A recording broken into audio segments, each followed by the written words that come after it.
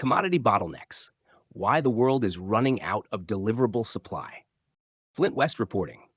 Section 1. Thesis. The world is not running out of resources. It's running out of deliverable supply. And those are two very different things. For decades, we were taught to look at reserve numbers, oil reserves, gas reserves, rare earth reserves, sulfur stockpiles, helium deposits. The logic seemed obvious. If the stuff exists, then eventually somebody will deliver it. But reality has a nasty habit of humiliating elegant theories. Because the modern economy doesn't run on abundance, it runs on deliverability. Section 2. Grounding. Let's start with sulfur. Not exactly the sexiest commodity in the world, yet in 2026, sulfur prices exploded to over $1,000 per ton in some markets, with Chinese benchmarks pushing above 7,500 Chinese yuan per ton. Now here's where the story gets interesting. At the same time, prices were going vertical. Nearly 10 million tons of sulfur were sitting in giant yellow blocks in Alberta, Canada. Read that again. Prices screaming higher. Mountains of sulfur sitting idle. How is that possible? Because supply and deliverable supply are not the same thing.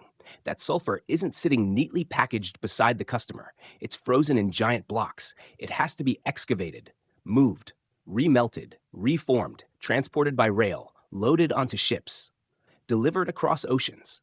And every step costs money. In some cases, moving Alberta sulfur to export markets costs more than $150 per ton before the customer even receives it. Suddenly, that giant stockpile doesn't look so abundant anymore.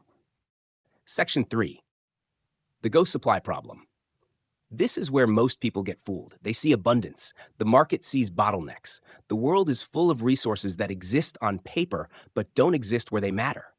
Helium exists. Rare earths exist. Natural gas exists. Sulfur exists. The problem isn't existence. The problem is access. The problem is processing. The problem is refining. The problem is logistics. The problem is political permission. The problem is that the things we need are often not where we need them, in the format we need them, when we need them. That's the difference between geological abundance and economic reality. This content is brought to you by Bobby Gigs. Promote your brand here and reach a wide audience across platforms like YouTube, Instagram, and Facebook. Follow the links in the description to get started. Section 4. The hitchhikers. Then things get even worse, because some commodities don't even control their own supply. They're hitchhikers. Silver hitchhikes on zinc, cobalt hitchhikes on nickel, gallium hitchhikes on aluminum, germanium hitchhikes on zinc, sulfur hitchhikes on oil and gas. These commodities are passengers. They're along for the ride.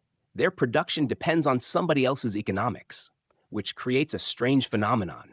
Demand for silver can explode, but silver supply doesn't necessarily respond. Demand for sulfur can explode, but sulfur supply doesn't necessarily respond because the industry making the decisions isn't optimizing for silver or sulfur. It's optimizing for zinc or nickel or oil or gas. That's why some commodity markets become completely unhinged. Price can scream. Supply can't answer. Section 5. The deliverability equation. The old world obsessed over reserves. The new world is learning a harder lesson. Geological abundance multiplied by infrastructure, multiplied by refining, multiplied by logistics, multiplied by political will equals deliverable supply.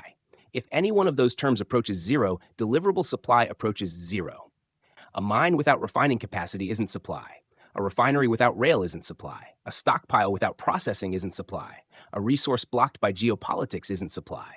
The market doesn't care what exists. The market cares what can arrive at the factory gate next month. Section 6. The bigger shift. For 30 years, globalization optimized for efficiency. Just-in-time inventory, lean supply chains, maximum throughput, minimum redundancy. Everything worked beautifully until it didn't.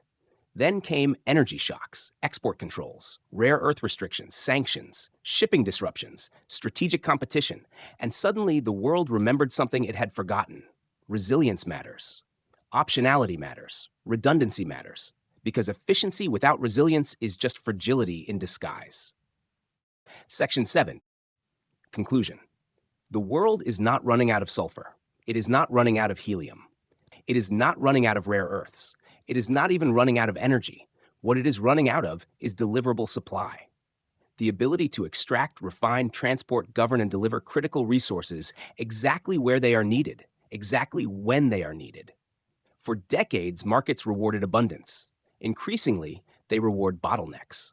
And in the years ahead, the nations, companies, and investors who understand that distinction may discover that the most valuable asset isn't the resource itself, it's control of the pathway that delivers it.